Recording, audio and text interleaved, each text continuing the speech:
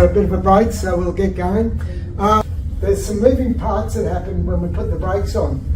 So these brake shoes have strong springs in there to pull everything back together, so when the pressure from the hydraulics is released, everything comes back to normal.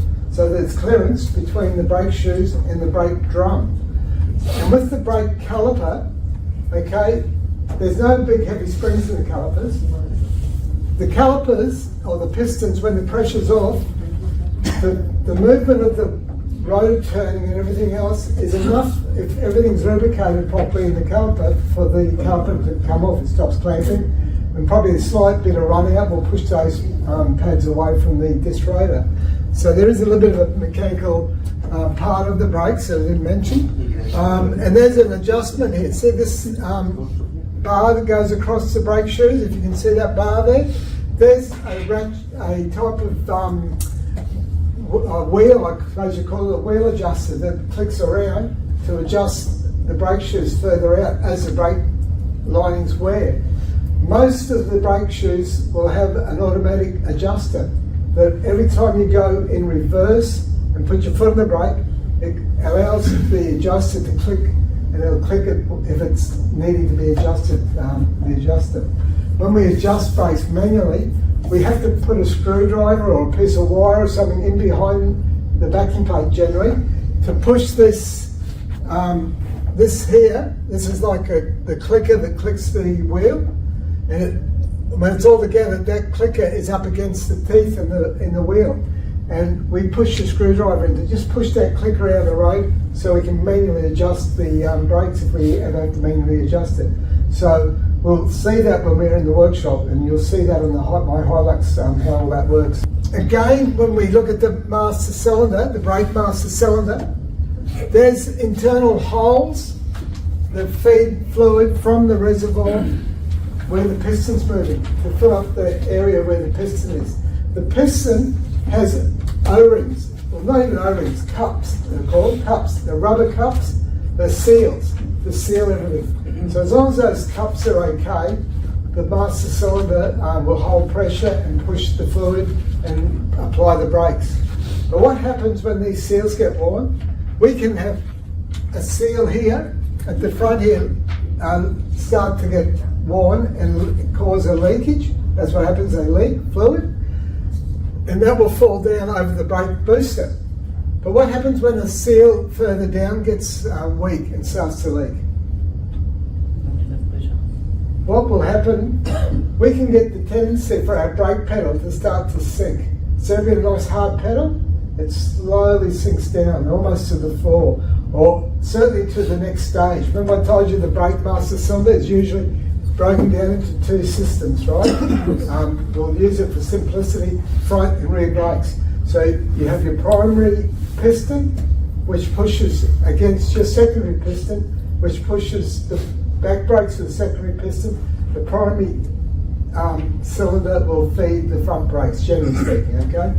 So when we have a leak, for example, there's a rubber seal right here, and it acts as a fluid force to force the secondary piston. But there's a little push rod there. If that seal deteriorates and there's a leak, what can happen is all this fluid can leak back in here and up into the reservoir because that seal's not sealing properly. But then this push rod reaches this next piston. That next piston, which is the secondary piston, then gets pushed on. So we have at least rear brakes working, okay? So we have brakes. But often we don't lose the brakes altogether, generally. It's a very slowly. So generally when this happens, if we apply an even pressure on the brake for a period of time, generally the brake starts to sink, because what's happening is the fluid is slowly leaking past this rubber cap in this primary piston cap, leaking back into here.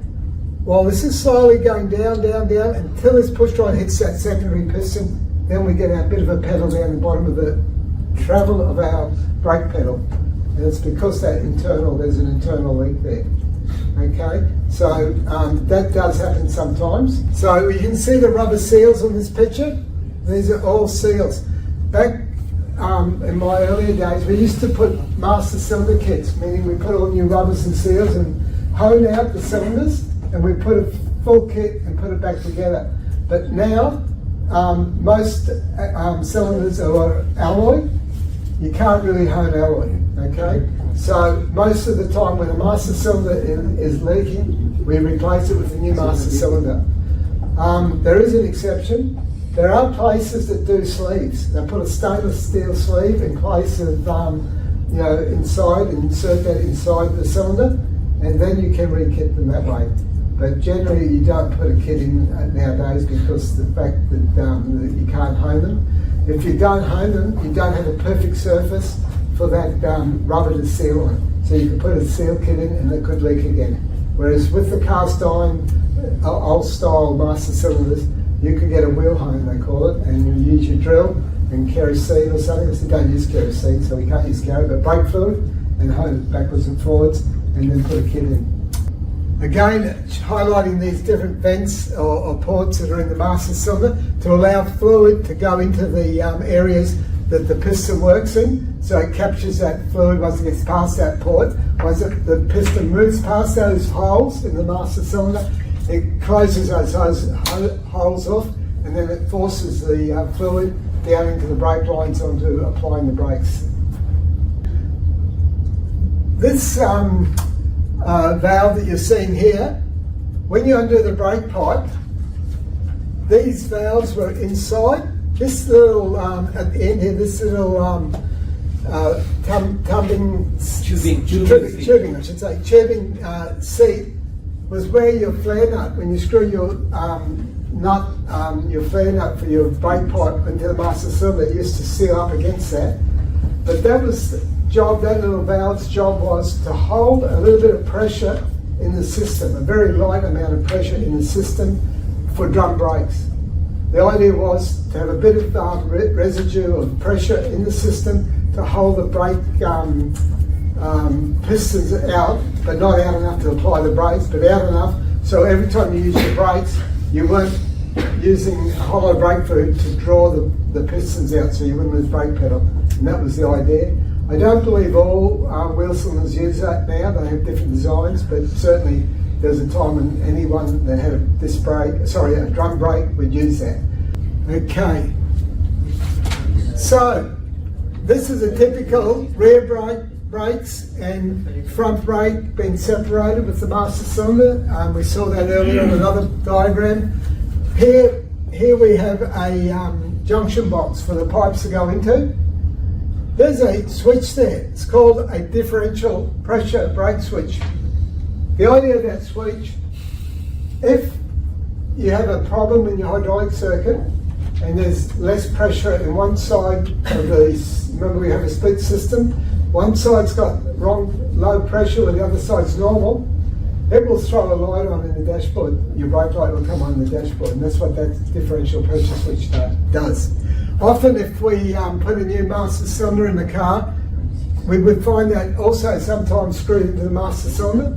And we found, because we were bleeding the brakes, and it could be the same with that as well, we bleed the brakes, okay, we get a differential of pressure, and after we bled the brakes, we have the brake light on the dash coming on.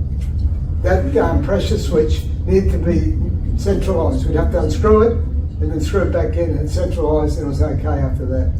Here's a different type of split system. This one's using one for the rear brake, one for the front brake on diagonally opposite each other, and so we're seeing a split differently to what I showed you in the previous slide, where the back brakes came on for one circuit and the front brakes for the other circuit. Here we've got diagonally different splits, so it's just a little bit different. I'm not sure if I'm right. I think that they may be more prevalent in the ABS systems. I'm not sure if you don't have ABS whether that would be the case, because in my mind, if you had a brake working on this side and one on this side, I guess they even out a bit, but you're going to have more braking on the front, generally speaking, so I wouldn't think it'd be so safe, but I could be wrong, but yeah. Disc brake assemblies. There's a couple of different styles of brakes, disc brakes. There's a type that has a fixed caliper, and there's a type that have a floating caliper. The fixed one will always have a piston both sides, so a piston for each brake pad, whereas the floating one has one piston only. Okay, we'll talk a bit more about floating and fixed cylinders as we move on, but yeah, just so you keep that in mind. Welcome to AURTTB Labs. Today we will see how an automotive disc brake system works. Let's see the principle behind the disc brake system. The brake system works based on the Pascal's law. The law states that pressure exerted anywhere in a contained incompressible fluid is distributed equally in all directions throughout the fluid. Let's make it simple. Consider two cylinders with pistons, connected each other, and filled with incompressible fluid. The mathematical relation is as follows. F1, applied force on left piston. F2, received force at right piston. A1 and A2 are surface areas of both pistons. P1 and P2 are pressure experienced by both pistons. Pressure can be stated as force experienced per area. So P1 equals F1 by A1, and P2 equals F2 by A2. According to Pascal's law, pressure on both pistons are equal, which gives us P1 equals P2. So, when force is applied to the left piston, the fluid will transmit the force to the right piston surface.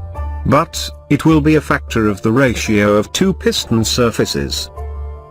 This concludes that, with a small force F1 at left piston, will give a higher force F2 at right piston, provided if A2 is greater than A1. With this, the left piston can act at the pedal side, and the right piston can act at the wheel side, transferring energy from pedal to the brakes. Now we know the theory, let's see how this works in real. Let's see the exploded view of a car wheel, and the parts involved. The wheel hub assembly, the disc brake rotor, the brake caliper assembly, the wheel, and the lug nuts. The wheel hub assembly holds the wheel and the disc rotor, and the bearing inside it allows their smooth rotation. The disc rotor is the part to which the brake pads squeeze against. This will create friction that retards the rotation of the wheel. The disc rotor produces a lot of heat due to this friction, and the drilled holes provides ventilation to remove this heat. The brake caliper assembly uses the hydraulic force from the brake pedal to squeeze the brake pads to the rotor surfaces, thus creating friction, and decelerates the wheel. The caliper assembly consists of the caliper bracket, slider pins, dust boots, inner brake pad, outer brake pad, caliper frame, and inside it, the piston.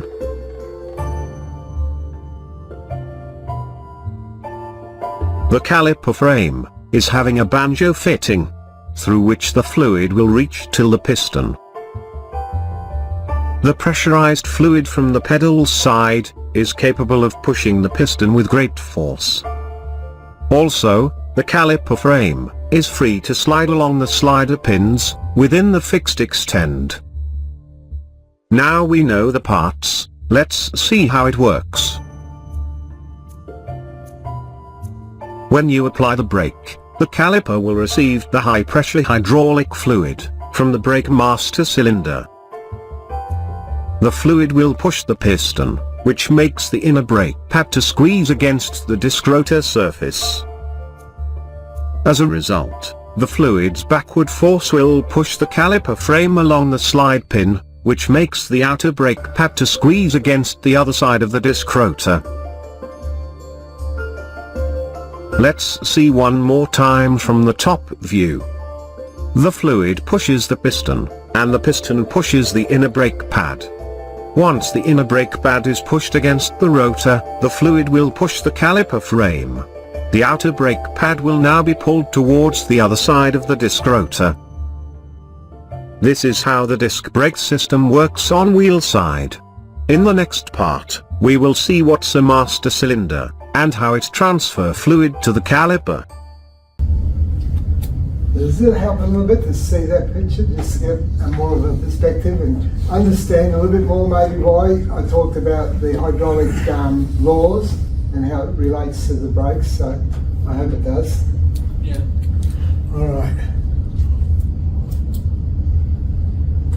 Alright, let's add a new dimension to the brakes and put some ABS into it. Does anyone know what I'm talking about? Anti-lock brake systems, what ABS is? Yeah. Yeah, I've pretty much heard that through cars that's involved. It's computer controlled brakes. Yeah. Who thought computers could control our brakes? They do. It sounds complicated, but it's not so complicated. I would need a whole lesson, a whole unit almost, to teach you about ABS brakes, so I'm not about to do that. But I'll give you a little bit of understanding, just a little bit. ABS uses a pump. I'll call it a pump. The pump is full of pistons, okay? And the pistons are on and off type pistons where they move backwards and forwards in the pump to allow the fluid to go to whichever wheel they want it to go to. Controls the circuit. That's why there's so many pipes going into the ABS module, they call it, which is an ABS unit. So what happens is the ABS, if we're going to brake in a big hurry, and we've got wheel speed sensors, they call them, so sensors at each wheel, telling the computer how fast or how slow the wheels are going. The computer's smart enough to know when we're pushing the brake. It knows how hard we're pushing the brake. The harder we push it, the more the ABS will pump and put more pressure at the brake wheel cylinders or brake calipers. And what will happen is, as that wheel starts to hit a spot on the road where there's some water or oil or whatever, it starts to skid a little bit, it will take pressure off of that wheel that's skidding and put more pressure on the wheel that's not skidding, and vice versa, and it keeps it stable, keeps it under control so you don't skid out like we used to in those days. So it does that by using these pumps, these pistons in the ABS module, very, very quickly moving them. There's a lot of fluid consumed in the ABS unit. So with so much fluid in the ABS unit, when we come to bleed them, often we have to do a bleed through a scan tool. We have to bleed it so the scan tool can move those pistons so that we can bleed all the air out of them. So some cars we do need to use a scan tool to be able to bleed the ABS unit. The ABS unit is a safety device. Through ABS, we get what's called traction control. A lot of cars just had ABS, but then they evolved into also having traction control. So traction control almost works the opposite.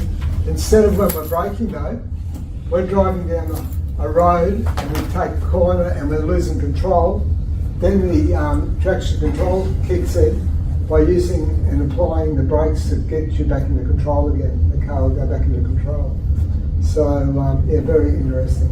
So I'm not going to bore you with a whole lot of theory about ABS, but there is a lot to learn about ABS. It's very interesting. I've put 4 videos on the shared Google Drive that teaches about all that I'm talking about, but more than that, and it has a lot to do about ABS. If you're interested in learning about ABS and want to know more about it, look up those videos. It's in the unit, this unit that we're doing, Unit 30. So if you go to your shared, 31, sorry. If you go to your Google Drive, into your shared, has everyone gone into shared videos? Yes. Yeah, you'll find it there, okay? It's up to you. All right, we'll move on. With ABS, right, some particularly earlier cars mostly only controlled the left rear and the right rear wheels. Then we've got ones that control the front, but they control both left and right as one brake instead of each wheel. But the most common one, the most safest one, is the one that controls every wheel individually. So I think we've evolved from all those. You know, motorbikes have got ABS on them now? Yeah. Pretty amazing, isn't it? So technology is really good. So all late model vehicles have an anti-lock brake system, which is ABS. The purpose of ABS is to prevent skidding during hard braking, to give the driver control of the vehicle during hard stops. A series of sensors, which are wheel speed sensors, devices at each wheel that control braking action to prevent wheels locking up. ABS works by modulating the hydraulic pressure in the brake system. It can hold, decrease, or restore brake pressure to provide the most effective braking for the road conditions. ABS and its electronic controls enable traction control or torque control to be fitted to the vehicle, using the ABS components in a somewhat opposite way to braking. The brakes are still used but are employed to prevent wheel spinning during acceleration. Comes up what I said. Bleeding brakes. There's different ways people bleed brakes. The most traditional way was to use two people, and we push the brake pedal down, open up the bleeder nipple with the second person, allow the fluid to travel into a capped bottle, lock the bleeder nipple, take your foot off. Sometimes we have devices now where we can just keep pumping the brake pedal. I think we showed a video yesterday, or maybe we didn't. But you can have a device with a one-way valve, or you can just have the hose going into the brake into the brake bottle, so that all the air gets blown into the bottle, and eventually it's just straight fluid coming out, and we can pump the pedal that way. Sometimes we can self-bleed brakes, probably not as efficient as doing it properly, but to a degree we can let the bleeding nipple open and let gravity feed the pipe, the brake fluid through the pipes. We have pressure bleeders now. Pressure bleeders allow us to put pressure in the cylinder at the top of the reservoir, and not a high pressure, but a pressure so that we can push and force the fluid through the master cylinder, through the brake system, and come out. And sometimes we have to use a brake power booster, a brake bleeder to be able to do that, like a pressure bleeder I should say, to do that, because we're failure in the area of the system. And sometimes the normal way of pumping the air won't allow us to get all the air out. But generally speaking, a traditional way of bleeding will work. Has anyone got any other ideas or done anything else in bleeding? Yes? I've done with Holden Commodore. Yes. I've changed the brakes. Yes. And then I had to hook up a scan tool. Yeah. And it's a self bleeding system. Yeah, that's because of ABS brakes, that's correct. And we're going to learn about accumulator boosters later, and it's the same with them, you need a scan tool. So I know that scan tools are very important nowadays. There is a question, listening, there is a question on the assessment that talks about brake clean. Not brake clean, brake leaders. And the disadvantage of a brake leader, meaning that it attracts a lot of moisture because the pressure bleeder, because it's in the pressure bleeder, brake fluid's left there probably from time and time again, and they can build up a bit of moisture. And it's talking about, it's better. And I always used to buy small bottles of brake fluid rather than bulk brake fluid, because of that reason. Moisture gets into the brake fluid.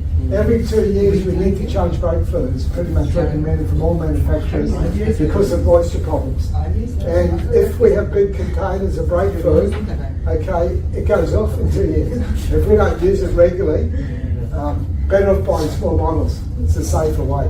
But nevertheless, there's a question about brake pressure bleeders, and it talks about the disadvantages that it can attract moisture in the brake fluid, which is not a good thing. Okay, all right.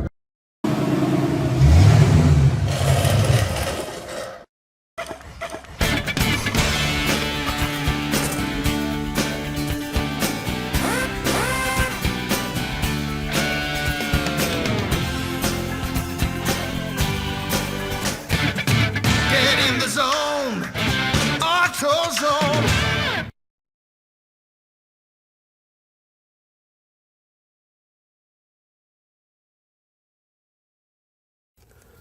Well, the master cylinder is reinstalled. It was pretty basic procedure on this vehicle here. Yours may be a little bit different, but that's where you want to consult your repair manual.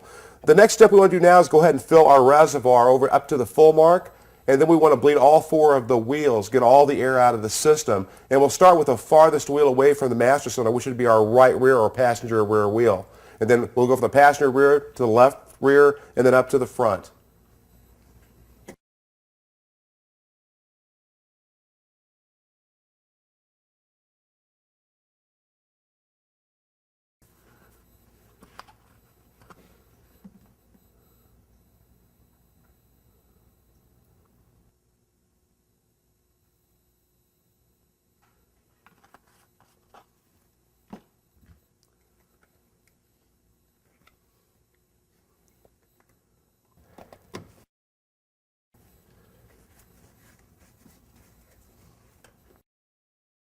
Well, I've got the vehicle raised, I've got it placed on jack stands. The next thing I need to do is bleed the brakes. And I'm starting with the right rear first. This is the farthest one away from the master cylinder.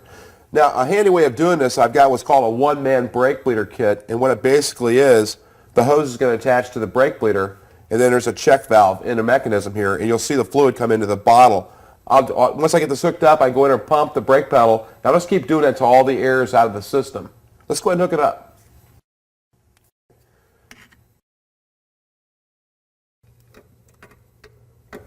The hose may be a tight fit. Just make sure it's on all the way so no air gets back into the system, or you'll have to bleed it all over again. Okay. I have the hose attached to the bleeder, and also the nice thing about this, it has a magnet. I'm just going to attach that to the drum. That'll hold it upright. Now at this point, I just open the bleeder and go in and press the brake pedal.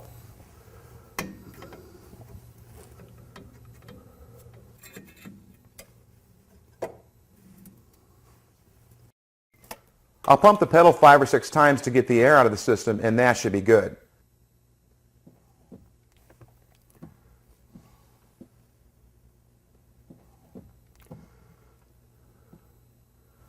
You can see that the old fluid pumped into the bottle is pretty dark, but the new fluid behind it in the bleeder tube looks nice and clean and doesn't have any bubbles in it. If we still had air in the system, you'll see bubbles in the hose, and you just continue the process till all the bubbles are gone. So the next step now is to go ahead and close this bleeder.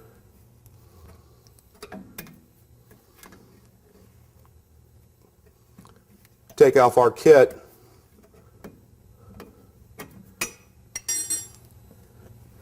Now go ahead and dump this fluid and continue all the way around the car until all 4 wheels are bled. Something else to keep in mind too, during this process is we want to make sure we maintain the level in the master cylinder so we don't run it too low.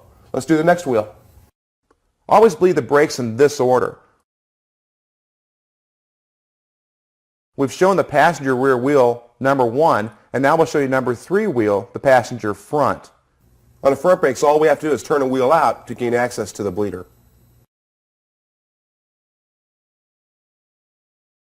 I've hooked up the one-man bleeder just like at the rear wheel. Even though this vehicle has drum brakes on the rear and disc brakes on the front, bleeding is done the same way. I'll open the bleeder valve and pump the brakes 5 or 6 times until the fluid comes out and looks clean and free of any bubbles.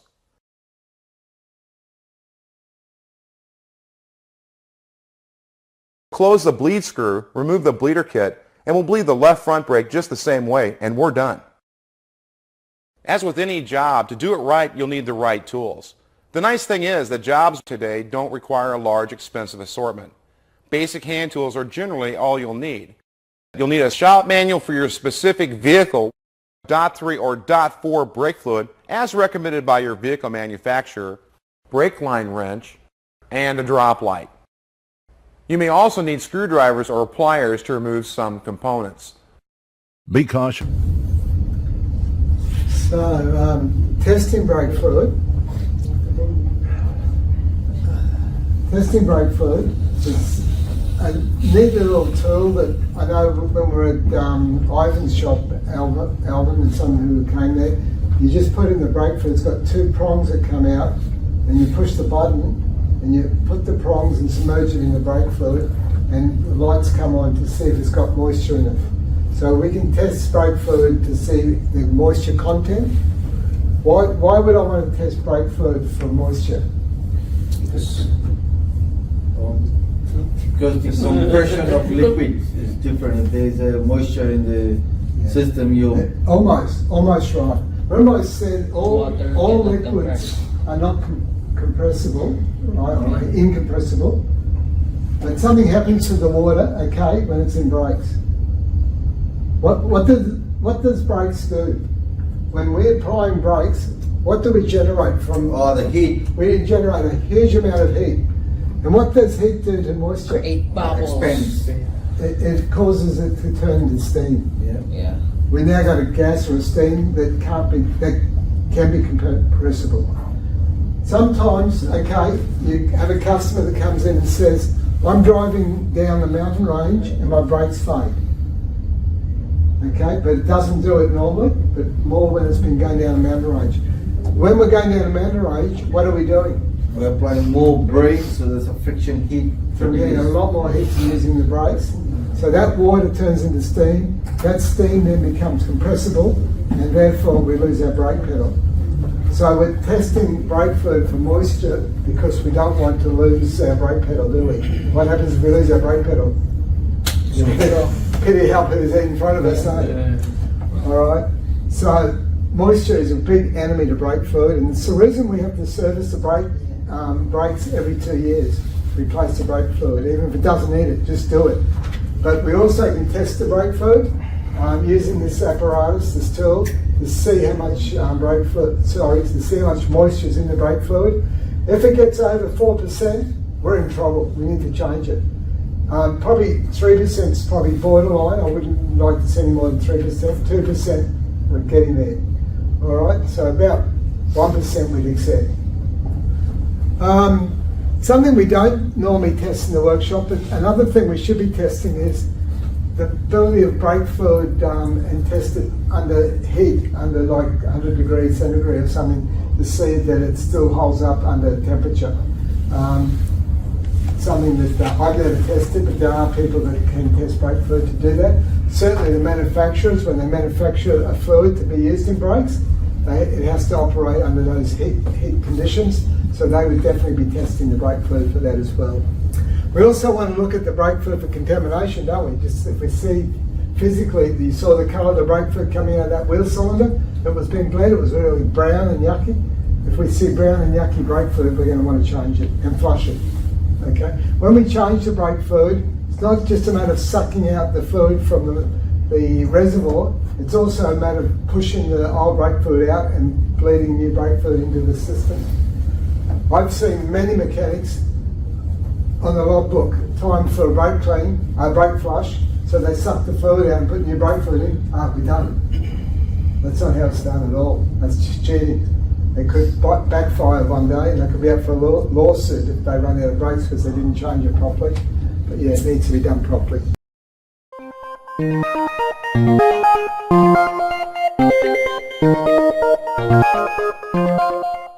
In today's Electronics and More video, I'm going to show you how you can easily test the condition of brake fluid in your vehicle in order to determine if you should keep the existing brake fluid or replace it. Now, what's important to note about brake fluid, non-silicone types, is that it's hygroscopic. Hygroscopic means it wants to absorb moisture from the air. So if you read the side of the bottle, it's going to say, make sure the cap is kept very tight, and the purpose of that is to prevent moisture from being absorbed into the bottle. Now, just by looking at brake fluid, you're not going to be able to tell the condition of the brake fluid. So what we're going to be testing for is the level of moisture in the brake fluid.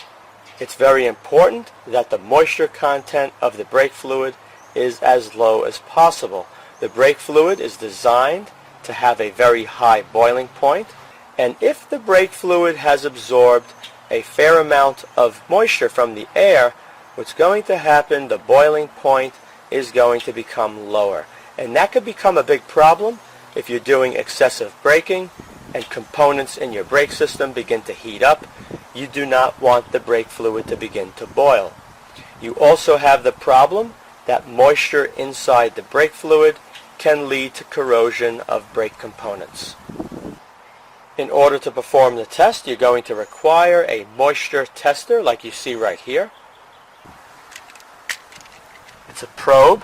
You take this, insert it into the brake fluid, push the button on the end, and you're going to have an indication of the water content in the brake fluid. So if you look right over here, that's 0%, which is green. These two LEDs, which says OK, less than 1%, 2%. And if you see the red LEDs on 3% or greater than 4%, you're definitely going to want to flush out that brake fluid from your system. These testing pens are rather inexpensive. They're super compact, and you can put them right inside your tool pouch and have them ready to go. I'm now going to give you a quick demonstration. Right here is a sample of brand new brake fluid. Let's take a look. Insert. And as you can see, it's right around under 1%.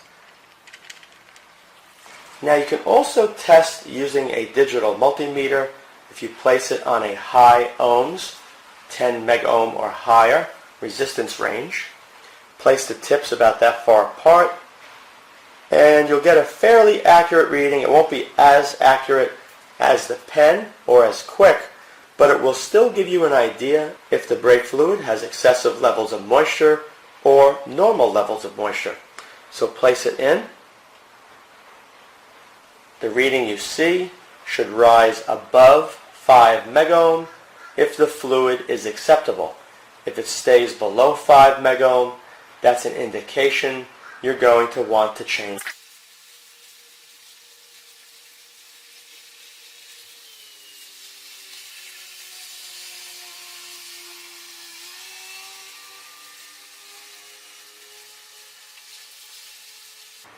And as you can see, it's rising up and above the 5 megohm range. So this brake fluid would be considered good. Now let's take a reading on the vehicle to see how it compares to the brand new brake fluid, which gives us a reading of just under 1%. Now I'm going to put the pen inside the brake fluid only enough to submerge the majority of these two probes. And you can see the probes are about 3/16 of an inch apart. I could push the button first. You can see there's a green LED. I want to make sure I do not see any red showing up. If I do, I'm going to have to flush the system. Here we go. And as you can see, it's not looking good. It's showing the last one lighting up at 4. Now that I know this brake fluid needs to be replaced, the next step, you're going to suction out the brake fluid from this reservoir. I'll place it inside here.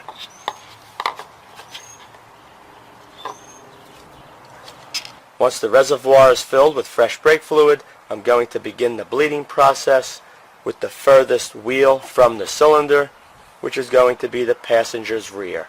Let me take off the rear wheel and show you how it's done. Okay, the brake bleeding process is very simple. Over here is the bleed bolt. In my case, is a 10 millimeter open end wrench. Is going to loosen it to allow the brake fluid to escape. Now you don't have to use a check valve like you see right here. I'll place a link in the video description area if you want one of these. It makes it very simple to bleed the brakes by yourself. But if you don't have a check valve, you can use a straight piece of vinyl tubing. Make sure the end of the tubing is submerged inside brake fluid. That's what the tool looks like. Who's seen one of those tools? We did one at Ivan's shop. Yeah, that's fine. You've seen one, Shushan? You've seen one of those brake testing tools? Yeah. You had been? I've seen that air cleaner as well. Oh, yeah. When we talk about the pressure bleeder, there's two types of bleeders. There's the airtight one. There's also one you pump up a handle. But the airtight one, you got to watch not put too much pressure in the system. So, yeah.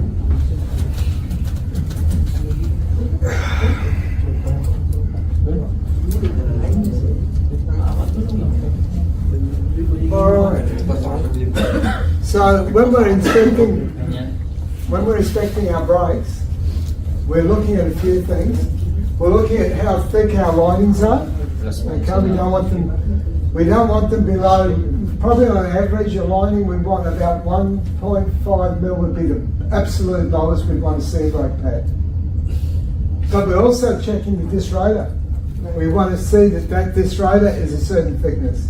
Because you think of those brake pads as they wear, some linings are hard, some disc rotors are very soft, and they wear the rotors down.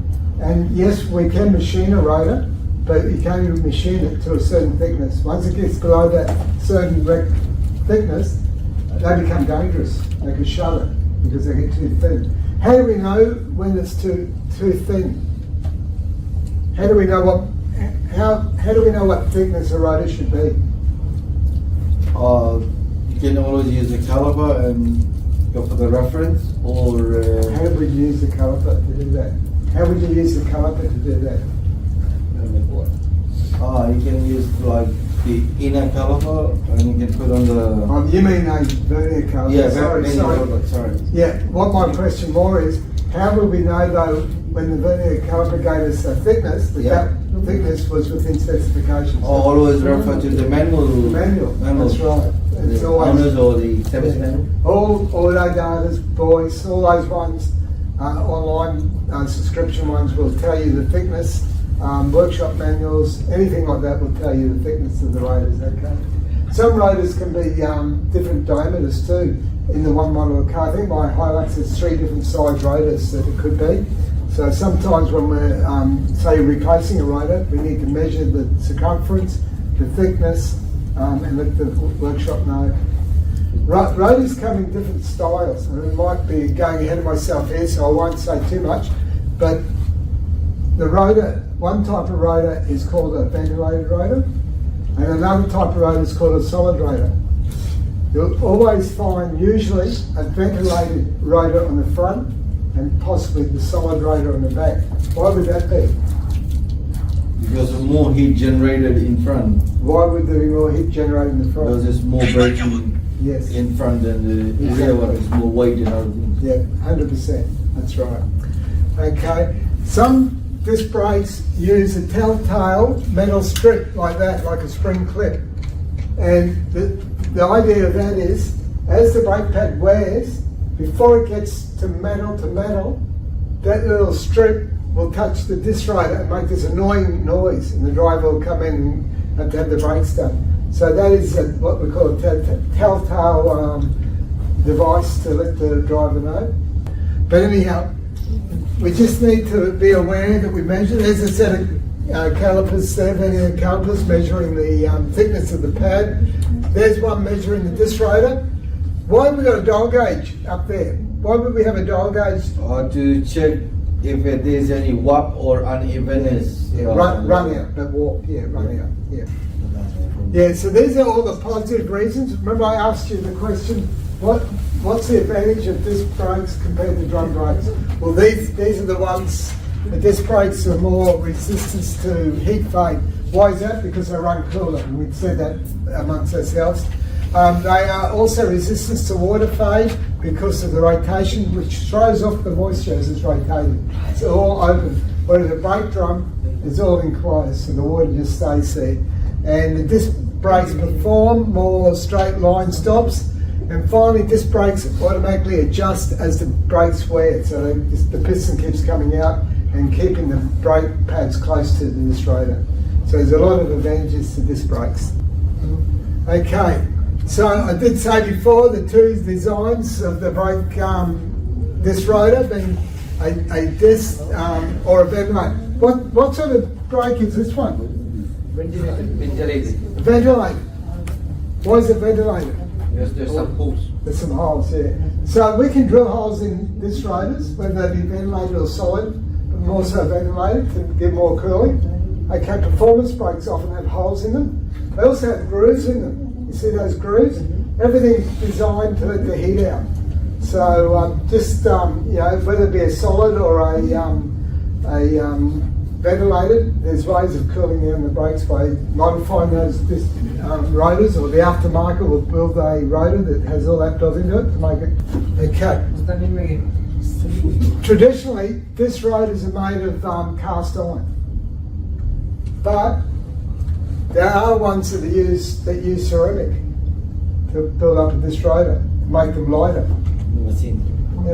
Porsches. How many Porsches have you worked on? No. There you not go. a single reason. Who's worked on a Porsche? Who would like to work on a Porsche? No. No? You're smart. But no, actually, in 1990s, so quite a long time ago, okay, the late 90s, Porsche first offered a carbon ceramic brake option for their 911 GT2, and then on the 911 Turbo in 2000. Today, ceramic brakes are standard on many Ferraris, Lamborghinis, and are available on Porsche, Bentleys, and some Corvettes. So it's all about, I think, lightweight. I think that's what they do.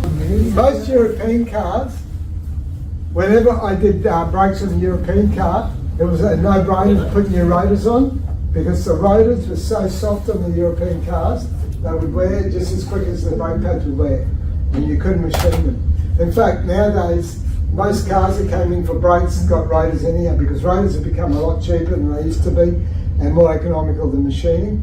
Sometimes when you machine a disc rotor, metal seems to have this memory in it, where, you know, if there's a weakness in it, and you fix that and get it true to running true again, as soon as you get a little bit of heat in it, it remembers that bend and head and it sort of goes out of shape again.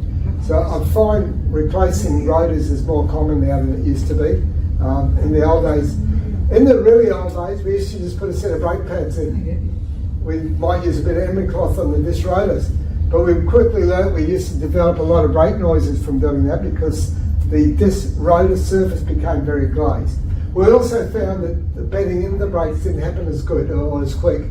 So we started machining the brake disc rotors, as long as we machined it within the reasonable measurements of our specifications. We didn't go under that. So we machined our brakes. Then it became much more economical and cheaper to buy new disc rotors. So that seems to be more the practice. New rotors, new shoes, or new pads, I should say. All right. So we talked earlier about the different calipers, floating and fixed calipers. If we have a look here, who can tell me what that is? Is that a fixed or a floating? How many pistons are in there? It's a fixed. Fixed. I disagree. It's floating. I disagree. It's a floating. Semi. It's not semi. Slapping your axle. You're confused. You'll think you're yesterday's class. No, it's a floating caliper because it's got one piston.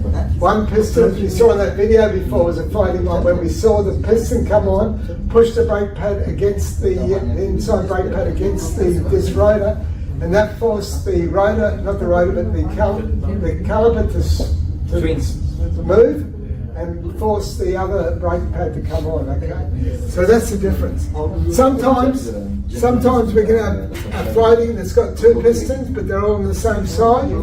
Some sports cars might have four pistons or more. Okay? What's this one? That's one's a fixed one, isn't it? See, there's a piston each side. Okay? Likewise, we can have four pistons, two pistons. Don't know if I've seen six pistons, but it could be possible. But we have multiple pistons to get better braking. Okay. And we have a wheel cylinder. A wheel cylinder has two pistons with two rubber cups. The rubber cups are what seals inside, and when the hydraulic oil pushes against those rubber cups, it forces the cups along the cylinder and forces the pistons to move, which then apply the brakes on the drum brake system. When those cylinders leak, I generally, even when they don't leak, I generally replace them. If I'm going to do brake shoes, I'm going to put a new set of wheel cylinders on. Why? As soon as I push those cylinders back in with the new brake shoes, because they move in a bit, guarantee they're going to leak, because they've been worn a little bit and they've got a weakness in the cylinder and you pushed it back in. So it's not worth the risk. I got caught once, never again, just put new cylinders. Sometimes the cylinders aren't overly expensive, sometimes they are. Some cheap cylinders from China don't last very long either. Do you change the whole cylinder? The whole sleeve and everything, or? I just replace the whole cylinder. Normally we get in Fiji, we just get the kits and the pistons. We used to do that. But those cylinders get worn. Okay. They're alloy. And the cheapness of the cylinders in today's world, it's just not worth it mucking around with.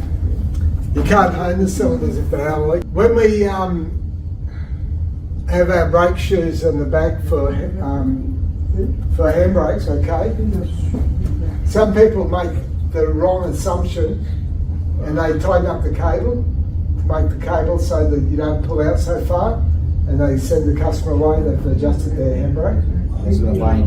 So that's not how you adjust handbrakes, okay? If you do that, what you're doing is you're pulling the shoes out a little bit, taking up the slack that's in the where it should be adjusted at, pulling them out, and that's not adjusting the handbrake. You're going to wear those brake shoes wrongly, and it's not how you adjust the brakes. What you have to do is loosen the cable, make it loose. You go to the brake shoes and you make an adjustment on the brake shoes. You bring that adjustment up right until you almost lock the wheel, and you back a little bit until it's free of spinning, okay? Pump the brake pedal a couple of times. Just recheck the adjustment after you centralise the brake shoes. Then you adjust the handbrake. But you do need to have a certain amount of travel. Otherwise you lose the advantage of the leverage of the handbrake as you pull it up. If you make it too tight, it's not going to have the same leverage effect when you pull the handbrake on and not hold as well. So you do have to have some travel. But you have to work out where the borderline is where you have too much travel. Okay? But a bit of travel in the handbrake is necessary. There's a picture of a brake booster. We'll talk about boosters. But brake boosters operate. It applies pressure to the brakes that will give you much more braking ability. Drum brakes are usually used as rear brakes in automobiles. Let's go through the parts involved in the system and see how it works in detail. Brake drum acts as the braking surface on the wheel side. Wheel hub, the part to which the brake drum and the wheel are attached to. Let's have a closer look with the wheel hub off. Backplate. This holds all the brake components together. Brake shoes. These will be pushed against the inner surface of the drum. The friction between the lining and the drum is what makes the wheels to slow down. Hold down spring holds the brake shoes towards the backplate. Retaining springs returns the brake shoes to its resting position. Wheel cylinder, the hydraulic part which pushes the brake shoes. Modern drum brake systems are self-adjusting, which means when the lining wears out, the system adjusts the brake shoes towards the drum. For that, the system uses a brake adjuster, adjuster lever, adjuster spring. The wheel cylinder receives the force that we applied on the brake pedal. At the back of the wheel cylinder, there is an inlet port to receive the fluid, and a bleeder valve to remove air in the system. Let's have a look at the exploded view. The cylinder body, dust boot, pistons, piston cups, piston cup expanders, return spring. When force is applied on brake, hydraulic fluid pushes the wheel cylinder pistons, which pushes the brake shoes. This action creates friction between the brake liner and the inner surface of the drum, and brings the automobile to rest. The adjuster makes sure that the brake liners remain close to the drum as the liners wear down. As you can see, it uses a screw mechanism to increase its length between the shoes. Each time the car brakes while in reverse, the cog is pulled down by the pin to push the shoes against the drum. And that's how a drum brake system works. Stay tuned for more Too easy. You all know how brake drum works? Yeah. We know how brake caliper works? Yeah. Are we done? Yeah. We go home? Yes. Go. Shimon was about to be out the door then. So I was coming. Whoa. How many pages left? Too many, too many. Okay, I want to talk about a brake booster. Brake booster. Does anyone know how brake booster works? Did you say you do? Sorry? Sherman? Shisha? You going to come and tell us? Yeah, I know the How's a brake booster work? brake booster. Yes. Vacuum. Vacuum, yes. How does the vacuum make the brakes work? Make the brake smooth. Make the brakes smooth? Yeah. Okay. Yeah. It's a diaphragm inside. The diaphragm, that's good, yeah. Okay. There's not a lot inside a brake booster. The diaphragm is one of the critical things. Yeah.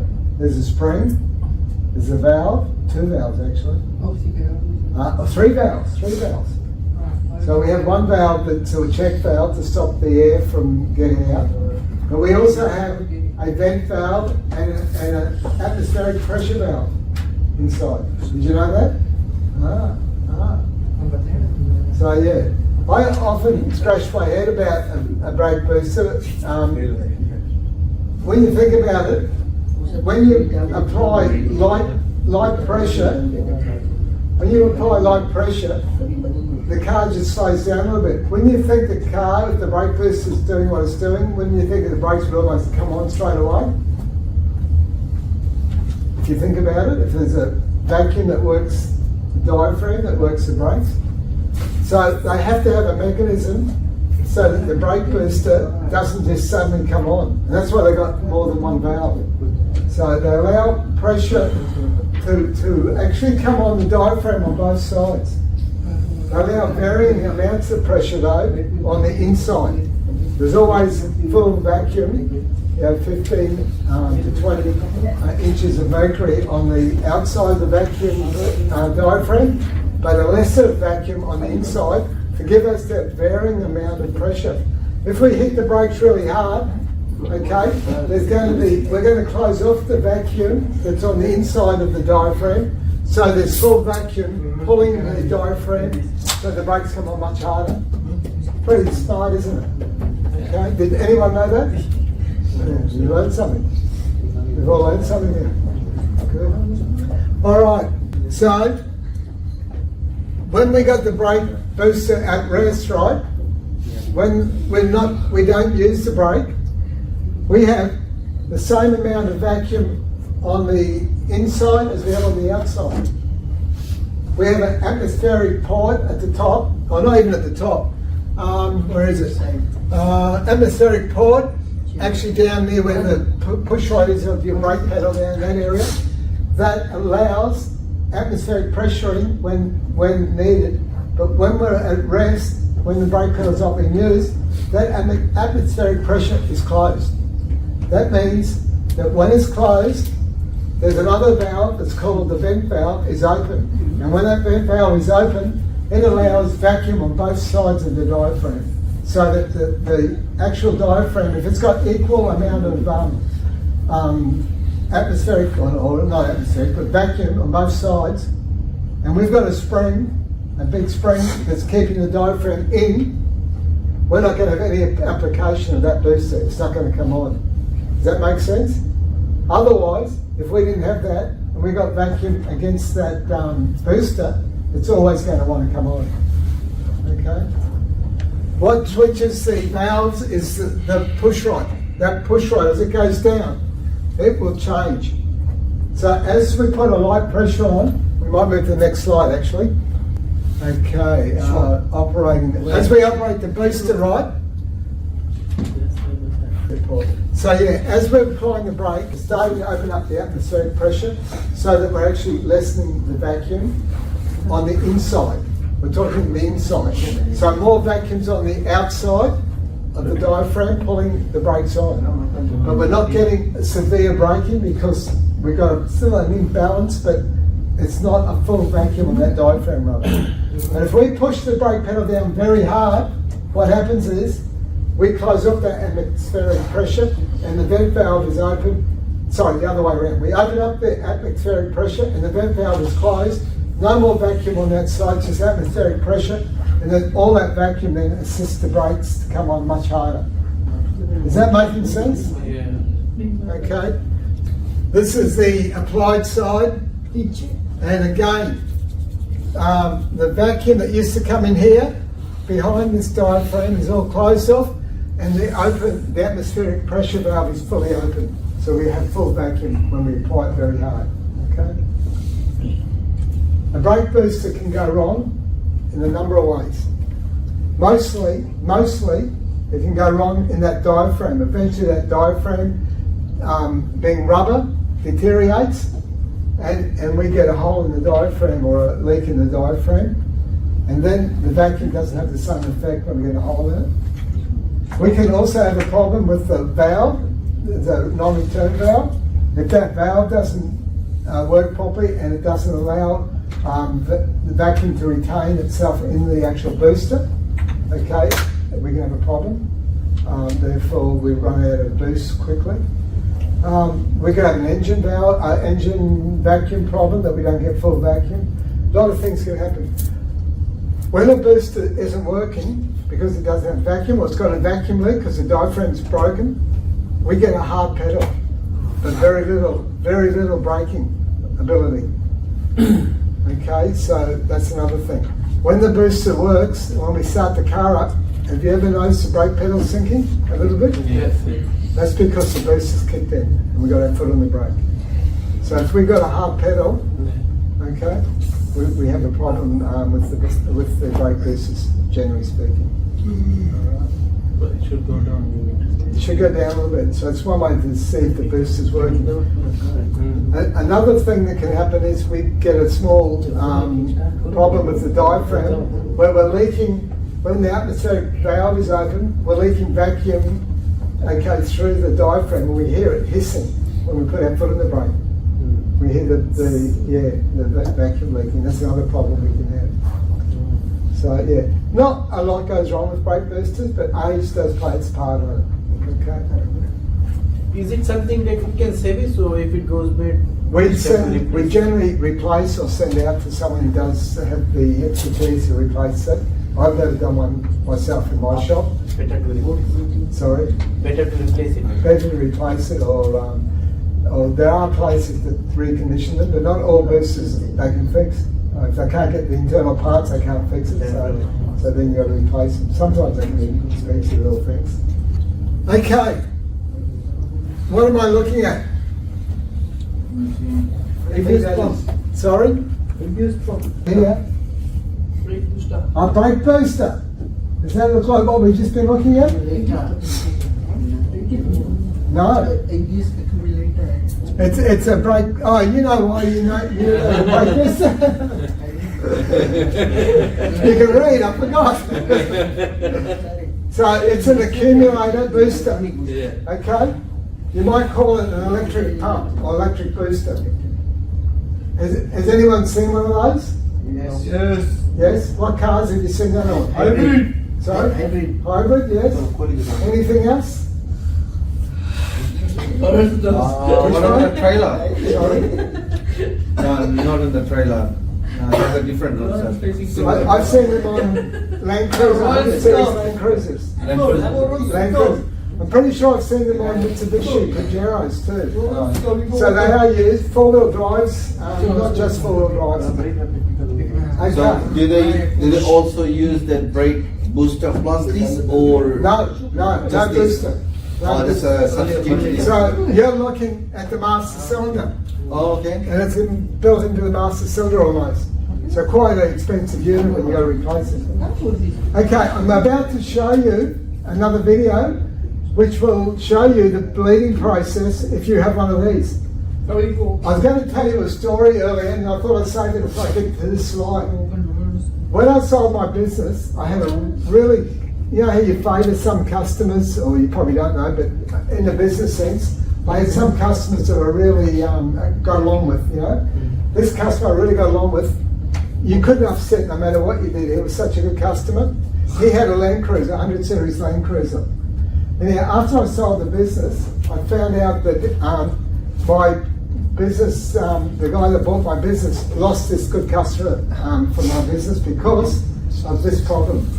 He did not know how to bleed his Land Cruiser. He did not know, and they bled the car, everything was fine, the brakes were fine, gave it to the customer. A couple of days later, the pedal almost went to the floor. He was so upset and got such a fright, he took his car straight to the Toyota dealer, who knew how to bleed it, and they bled the whole system. Not a problem now. He will never go back to my old business because of it. The reason my predecessor who bought the business didn't know about this was he wasn't educated. So I'm about to educate you how to bleed it, okay? Yes, Well, watch this video. Today we're going to go through the brake bleeding procedure on a 100 series Land Cruiser, or this one's actually a LX470 Lexus, but it's the same thing.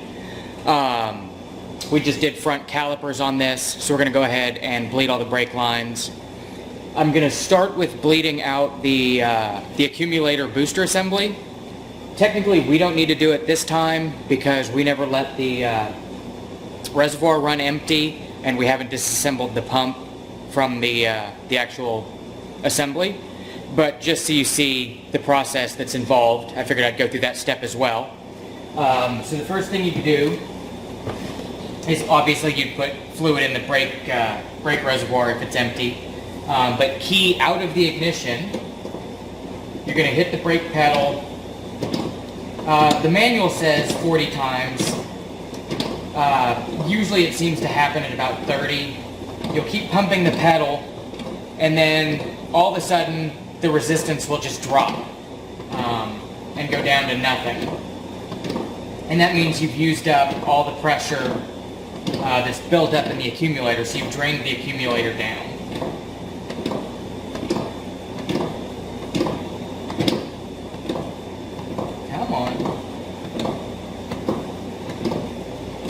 I may not actually be able to feel it on this one since we've got air in the front lines. Normally you can feel it and it just drops. So we're going to call that good for now. We'll stick the key in the ignition and we'll turn it on. And I don't know if you guys can hear it, but the brake booster pump, the electric pump, is running to fill the accumulator back up. So we'll let that stop doing its thing.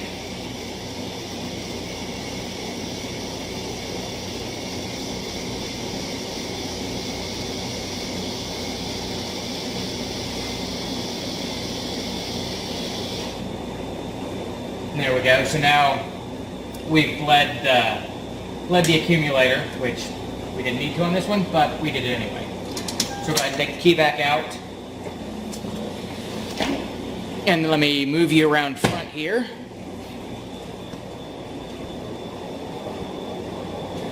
Get you lined up. This next step isn't exactly necessary, but we found it makes it a lot easier.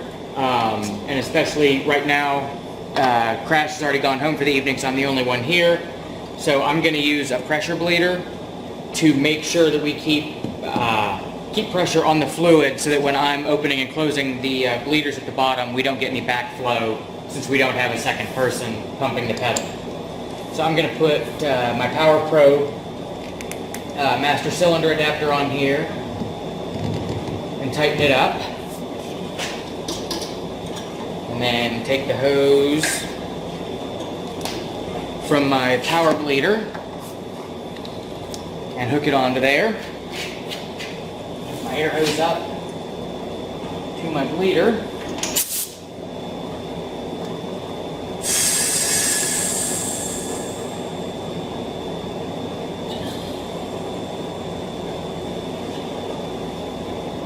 And I'm just going to watch for leaks real quick.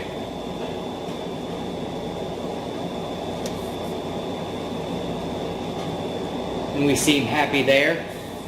You'll also see I've got a battery charger set up on here. We're going to be running the electric pump for the ABS assembly a bunch during bleeding, and it just seems to help to keep everything happy if you keep a charger hooked up. And we've got it's a battery maintainer. Usually you use it for programming the computers to keep a steady voltage. So I've just got the maintainer set at 14.2 volts. And it'll keep up with the electrical draw as we run the pump. So let me come around here And normally, when you're doing this, you would have a second person in the vehicle pumping the brake. But also, so you can kind of see the front door. So I'm going to get in, I'm going to turn the key on, and I'm going to hit the brake pedal 20 times.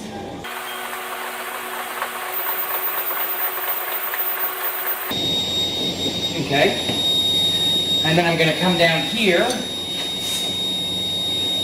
I'm going to put my bleeder catch bottle on the brake bleeder, and I'm going to open it up.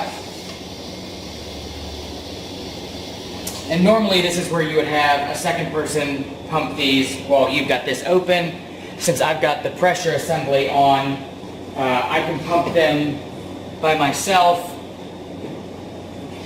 without having to worry about having that second person, because I'm not going to draw air back through.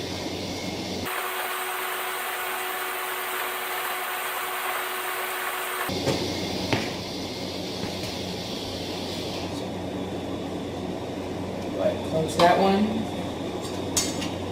And I'm going to go ahead and run through this procedure on all four wheels, and then I'll bring you back for the ABS bleeding. So we'll be back in just a moment. Okay, so I've gone through and I've done the initial bleed on all four wheel cylinders. So now we've got our old Toyota MasterTech plugged into the OBD2 port. We're just going to go in ahead, and I've already been in here once, so we're going to select last vehicle. And then we're going to scroll down to ABS traction control. Yes. And some of the aftermarket scan tools will do this as well. Like we've got a Snap-on Solace, and it's kind of hit or miss on whether or not it will do this. And we'll just scroll down to air bleeding. I've already done the front right line, so we'll come down here to the front left. I've already got my bleeder bottle on the caliper with the bleeder open. So go ahead and click yes, and then enter, and just come over here and hold the pedal down, and you'll feel it open the pedal will drop, and then it'll tell you waiting time. So you can release that, and it's rebuilding its pressure up top. And I usually run through this twice, just to make sure I've got it bled on each caliper. So we'll go ahead and go back through and select that again.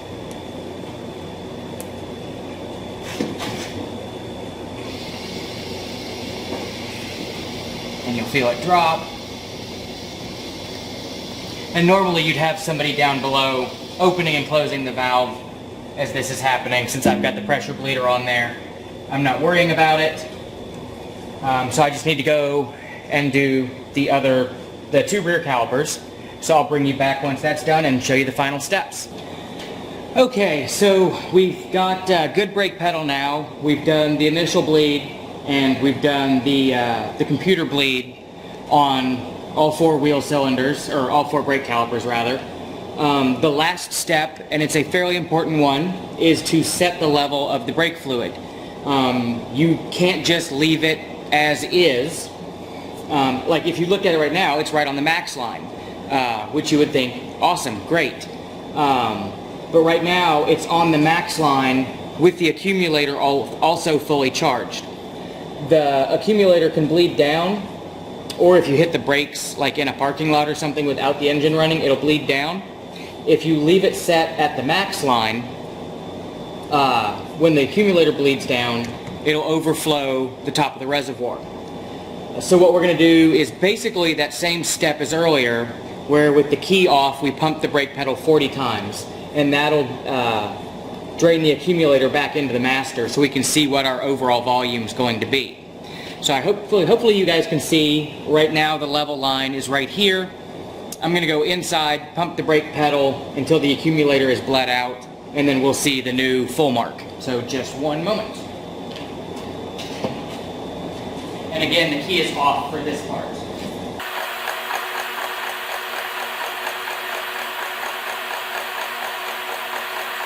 We're all the way up, and as you can see, the brake level is risen quite a bit. So I'm just going to go grab our turkey baster and draw some of that back out. And this is a clean turkey baster suction bulb thing that we only use for brake fluid.